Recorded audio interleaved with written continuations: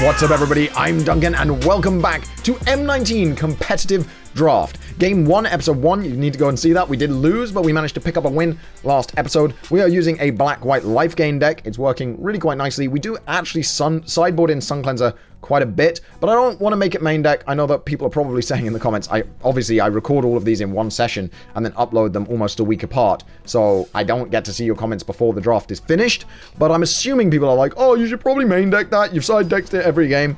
Still not worth main decking, just because if they don't have a deck that it works against, it's basically useless compared to a 3-1 attacker. So I'd much rather keep the 3-1 in and then sideboard into that than just have that. This is the best hand I've had so far because I'm not going to get mana screwed, but unfortunately no creatures means that I might end up getting flooded. So we're going to hope that we can actually finally keep a 7-card hand with this deck. That is very exciting. Ajani's welcome turn 1 as well. 7-card hand with a turn 1 and a turn 2 play. I'll take that. Got 2 different turn 2 plays that we can choose between, so we're good until turn 3 if we don't draw a creature.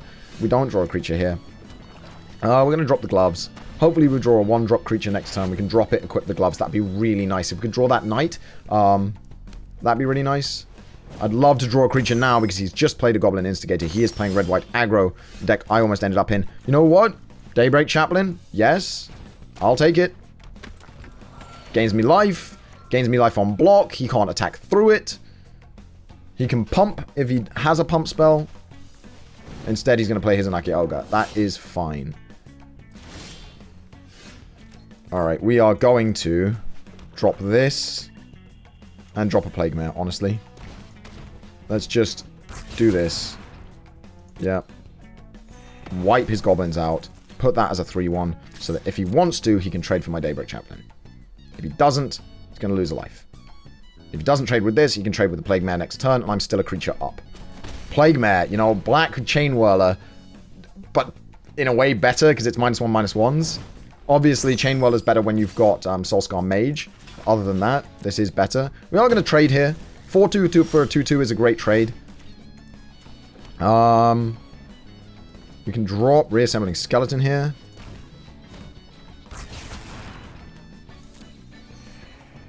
And equip the gloves to this to be mana efficient. That's going to be my opponent's turn. I really need him to attack because that would be great because then I can attack with this and get myself a card, because as you can see, my hand is feeling a little bit light right now. A little light. Act of Treason. He is going to steal it and steal my card. That's unfortunate. No blockers. Oh, wait. Haha! It's mine, so I'm the one who gets to draw the card off of it. That is awesome. We're going to do this because Reassembling Skeleton can always come back. Wait, no, cancel. First, combat. All attack. That's the smart way to do it. Gain our life. Take our card. Inspired Charge. That's a good card. Now, end combat. Now we Blood Divination. Sacking the skeleton. We got an extra damage out of it this way. Sack the skeleton. Draw 3 cards. One of them's a land. That's all we needed. We needed 1 land. End turn. And now he's going to attack me for 3. I'm going to reassemble the skeleton in the end step. Okay. And now we're going to reassemble the skeleton in the end step. Look at that. Gaining a life. No land this turn. I'm going to do this.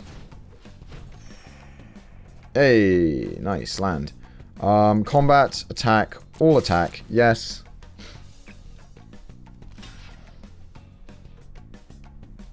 I'm going to put that out of range.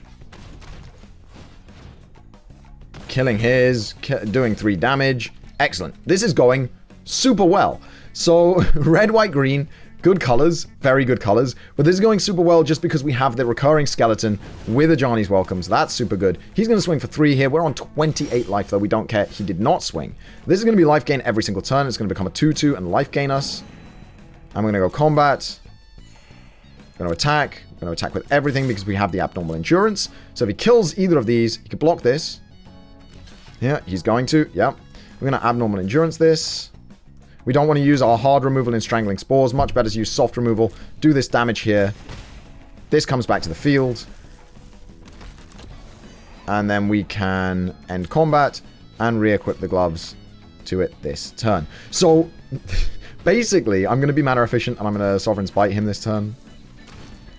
We are just going off with all of our life gain, getting to 37 life, making it very hard for any beatdown deck to get through us. The deck's going off really, really nicely here. Daybreak Chaplain being a surprisingly good draw, honestly. Now we're going to use the hard removal because we need to get damage through. Or are we? Yeah, we are. Thank you, car beeping in the background. I really appreciate it. I'm not trying to record a video at all. So thank you so much for just honking your horn. It's really nice of you. We'll take the combat here. We'll do the 4 damage. We'll take the card. And he is going to forfeit. So, really, really good game 1. Not too worried about him putting counters on, so I'm not going to bring this. But this would be great against him. Knight of the Tusk is great against that kind of aggro deck, because once it's out, he has almost no way to deal with it. So we will lose our Epicure of Blood, I think, for a Knight of the Tusk. And that's all we're going to do in the sideboard this turn. This game, yeah, that's all we're going to do in the sideboard. I'm a little bit worried about the green horse. He's splashing green. There are very few reasons to just splash it. The green horse is definitely one of them. Even if it is double green, which makes it a difficult splash. Or that huge aura that gives plus 7/7 and trample. But I almost took green just to splash, because that is such a huge bomb card. Alright, he's going to go first. He's going to keep. I'm going to go second. I'm also going to keep. 4 mana, it's a little bit heavy, but... Oh, Plague Mare, beautiful here. Turn 2, Reassembling Skeleton. Turn 3, Plague Mare. Very difficult for aggro to deal with. Turn 2, Reassembling Skeleton is actually a really difficult thing for aggro to deal with. Viashino Pyromancer, good card, actually. I really like that card. Doing 2 damage on entry is like better haste, because it doesn't have to risk attacking. So it's a better version of haste. It's basically a 2-1 with haste for 2, but the haste is unblockable haste. So it's really, really nice. It's unblockable haste, where they can't kill it until it's done damage. Unblockable hexproof haste, I guess you could call it. We'll block that, that's fine. Reassembling Skeleton will come back. It wasn't necessary to do that, but I'd rather do it that way. Bring Reassembling Skeleton back this turn, take the 1 damage, and then save Plague Mare, because he has a lot of 1 toughness creatures. And taking out just 2, when I could take out 5, maybe even 6 late game, when I'm not really in a threatened position, is way nicer. As well as the fact that I can attack in, his Boggart Brute can block my Skeleton, and then I can drop the Plague Mare, killing the Brute. So, really lots of options for me here. Don't really want to Strangling Spores. I will take the 1 damage. I don't care. I have life gain for days in this deck. Oh, do we have a freeze? This game is in alpha. No, we don't have a freeze. Okay, we had a slight freeze there. Yeah, it's not... Oh, I have to double-click cards in my hand. I can't drag and drop. Okay, double-clicking is fine. I can deal with that. Go to combat. Attack. All attack. Does he block?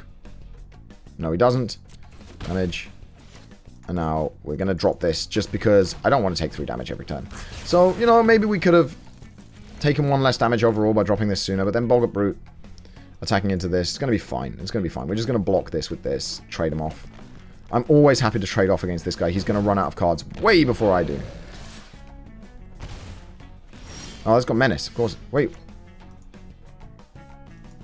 Why could I not block? I had 2 cards out.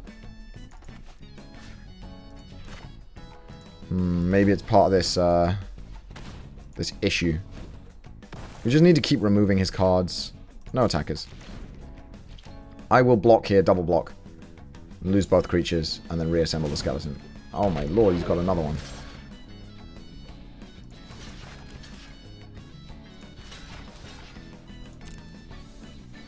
But I can Macabre Waltz, bringing back Plague Mare and Skeleton. Discarding Skeleton.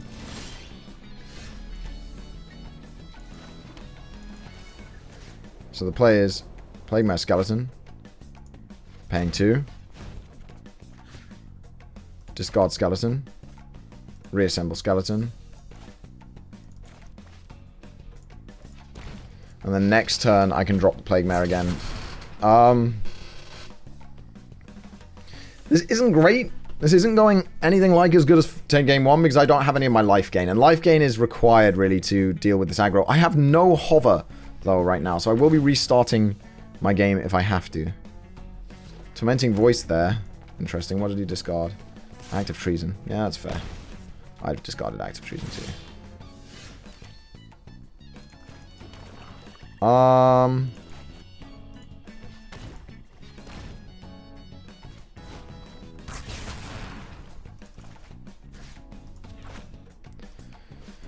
At least we'll get some life gain off here, gain a bit more health back, keep us alive a little longer. We can double block this turn.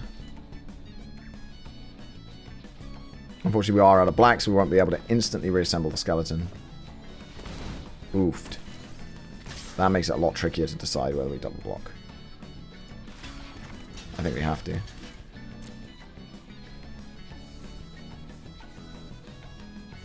I think we have to double block there. Taking 3 each turn is not going to be fun. Ooh, but that is a really good card to draw.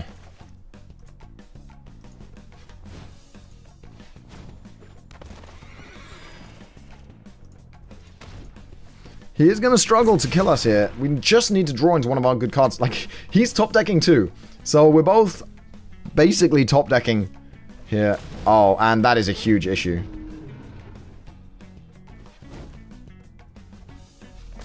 He'll deal it to Shield Mare.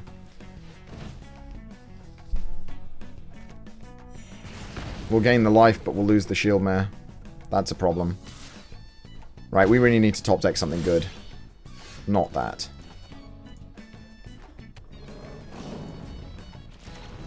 Well, I can block the 3 damage every turn, which is not ideal, but I'm taking 3 a turn. I'm dead in 4 turns.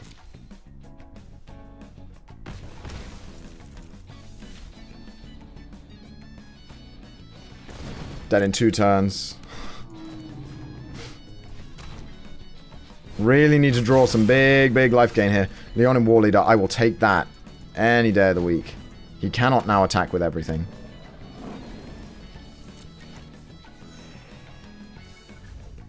The 4/4 blocks this on its own. So now this can just be thrown in front of the Colossal Dreadmore if he decides to attack with it. Obviously, he still attacks with the Spark Tongue. I need a combat trick now. I need my Resurrection combat trick, because then I can attack with this and make 2 cats, which would be great. Gift of Paradise, he's going to gain life. That's a pain. It's not the worst thing he could have drawn, though. He's got a Herald of Faith now. That's going to be really bad news.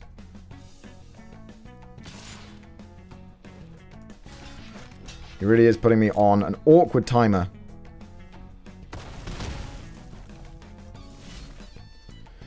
Okay, we've got this, we've got this. We can draw something good. Starcrown Stag, I'll take it. It's a creature.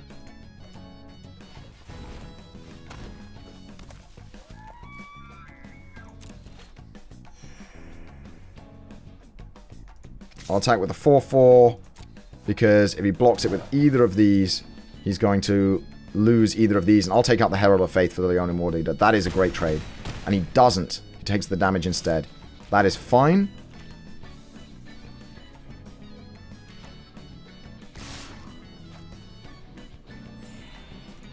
We'll block this here. Block this here. 2 blockers. And we're dead. So, game 3. Not really much we could have done there. The power in the air that he just dropped was insane. So, I don't think we want to change our deck at all. Actually, ooh, actually, no. 1 second. I want to put these in.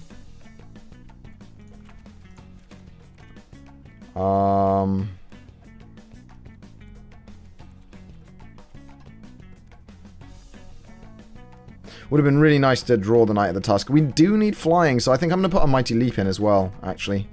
Another combat trick. Rustwind Falcon. I don't think Novice Knight's doing much against him. His creatures are big aggro-y creatures. And we will take out the 1 Sovereign's Bite for a Mighty Leap. Okay, Mighty Leap lets us take out one of those big flyers, and he doesn't seem to have many of them. I think he just drew the 2 big flyers he has, and it worked out really nicely for him. We had a very slow start. We need to start a bit faster with the life gain if we want to win this.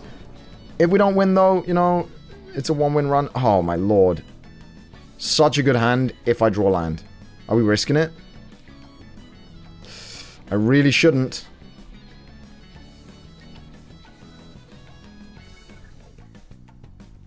No, I can't risk it. That's such a shame, though, because it was such a good hand. Like, such a good 6 cards. But without knowing that you're going to draw land, you can't risk that.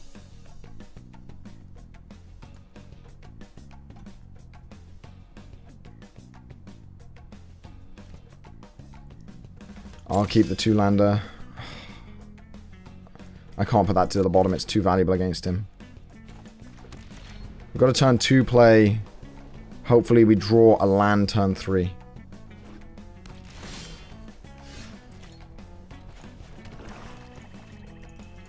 We have our Inspired Charge as well, which is a really good card against him.